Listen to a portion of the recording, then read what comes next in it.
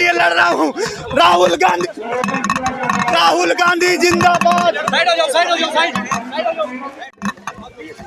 विद्यार्थियों के ये रंगा बिल्ला की सरकार, नकली कागजों की सरकार। ये देखिए आप अपने चैनल को दिखाइए। नीट पेपर लीक, उस बच्चे को पेपर बेचा इन्होंने जो 12वीं क्लास में फेल हो गया, उसके 720 में से 720 नंबर आए। जो टॉपर्स हैं उनको आज एम्स कॉलेज तक नहीं मिल रहा। नरेंद्र मोदी शर्म करो, शर्म करो, शर्म करो। नरेंद्र मोदी शर्म रद्द करो।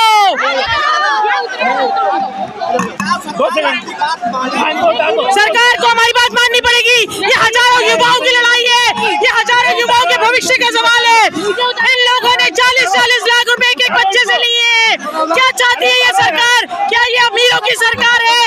क्या गरीब बच्चे का इस देश के ऊपर कोई हक नहीं है? क्या गरीब बच्चा डॉक्टर नहीं बन सकता?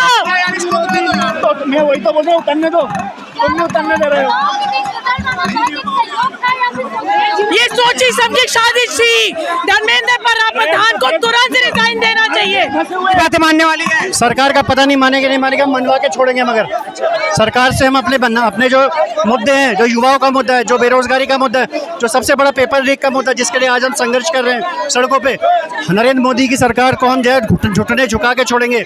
क्योंकि युवाओं के साथ एक बहुत बड़ा छल कर रही है सरकार। सरकारी पेपर लीक कराती है, किसी परीक्षा का जो है नतीजा नहीं निकालती है, सरकारी नौकरियों के नाम पे फॉर्म भरवा के फीस कलेक्ट करके और जो है सरकार युवाओं को साथ स्कैम कर देती है, पर्चा आउट करके। तो ये एक बहुत बड़ा जो है साजिश है।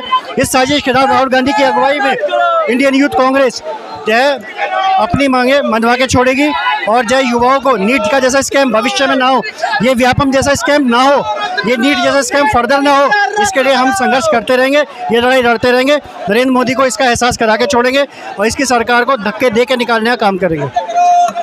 क्या लग रहा है, सरकार आपकी मांगे मानने वाली है? नहीं मानेगी तो हम संसद में हिला देंगे। संसद में आपको प्रदर्शन जाने ही देने दे रहा है। अरे जाएंगे, हम युवाओं की आवाज, अब देश के लोगों की आवाज को कोई दबाने का आवाज, कोई माई का लाल पैदा नहीं हुआ जो हम लोग की आवाज को बंद कर सके, हम लोग की आवाज को उठाने के लिए मना कर सके। प्रदर्शन आपको आगे बढ़ने दे रहा है? और ये भी तोड़ के जाएंगे, विकेट तोड़ के जाएंगे, प्रदर्शन जारी रहेगा हम लोग का। आपको क्या लग रहा है, प्रदर्शन आपको आगे बढ़ने? देखिए, हमें प्रदर्शन का क्या लगा, देश को क्या लगा, यूथ कांग्रेस ने क्या किया, ये सब पूरे देश के सामने है मामला। मीडिया ने बहुत बढ़ चढ़ के दिखाया है। ये वही रंगा बिल्ला की सरकार है जो ये कह रहे थे कि किसानों को जब दिल्ली में ट्रैक्टर लेकर के नहीं घुसने देंगे, ट्रॉली लेकर के नहीं घुसने देंगे। उन्हीं किसानों ने संसद में ट्रैक्टर के साथ में जाकर के सदस्यता ली है, संसद की मेंबर बने हैं। इन लोगों की आखिरी हद है। हिटलर ने जैसे किया, ये लोग उसकी कॉपी कर रहे हैं। देश में इससे बड़ी तानाशाही और कुछ नहीं हो सकती कि विद्यार्थियों के साथ में अन्याय हो रहा है, देश के भविष्य के साथ में अन्याय हो रहा है। ये लोग ये नहीं चाहते कि इस देश का भविष्य आगे बढ़े, देश मजबूत हो। ये लोग, आपकी मांगे क्या है? हमारी मांगे नीट का पेपर रद्द हो, उसकी परीक्षा दोबारा करवाई जाए, पारदर्शी तरीके से एक बोर्ड बने और देश के माननीय शिक्षा मंत्री जी तत्काल प्रभाव से इस्तीफा देकर के माफ़ी मांगे देश से कि हमसे भूल हुई है। आपके इस प्रदर्शन से क्या आपको लग रहा है सरकार मान जाएगी? हमें सरकार को मनाने या नहीं मनाने से कोई फर्क नहीं पड़ता मेरे भाई। हम सरकार को झुकाने की हिम्मत रखते हैं। सरकार कौन होती है मानने वाली? वो पब्लिक के सर्वेंट हैं और हम पब्लिक हैं। पब्लिक मीन्स हम मालिक हैं उनके और वो हमारे नौकर हैं। इसलिए हमें सरकार का, इस ब्यूरोक्रेसी का कहीं कतई कोई डर नहीं लगता, किसी भी सूरत में नहीं लगता। हमारी ये है, जैसे एनटीए लगातार पेपर लीक करा रहा है, जैसे पेपर पोस्टपोन करा देता है, कहीं पेपर उनको सीट अलॉट नहीं, वो उनको सेंटर अलॉट नहीं करता, जब वो टाइम पे पहुंचते हैं सेंटर तो सेंटर अलॉट नहीं करता। यही कंडीशन है, उसके लिए हम खड़े हुए हैं यहाँ पे और हम एनटीए से चाहते हैं वो इस्तीफ़ा दे, क्योंकि वो अपनी रिस्पॉन्सिबिलिटी को लेकर इतना जागरूक नहीं है और वो लगातार पेपर लीक करा रहा है इस तरह से।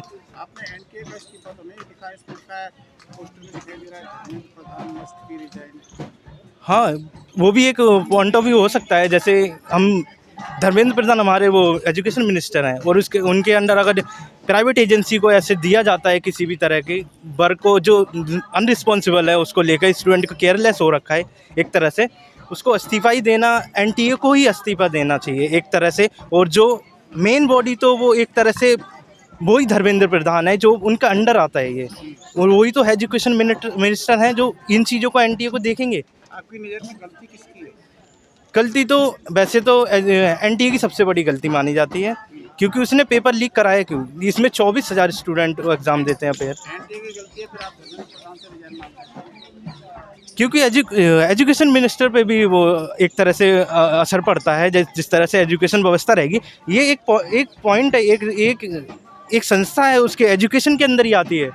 लेकिन इसका भी तो देखा जाएगा, उस तरह से एजुकेशन मिनिस्टर को भी रिज़ाइन कर देना चाहिए, क्योंकि वो अनरिस्पॉन्सिबल है और वो उसके खिलाफ खड़े नहीं हो रहे, मतलब कि उसको बैक नहीं कर रहे उसको एक तरह से। क्या नाम है आपका? अनुज। स्टूडेंट हैं आप? हाँ, स्टूडेंट हूँ मैं, बीए का स्टूडेंट, कौन सी कॉलेज? एयूडी से। और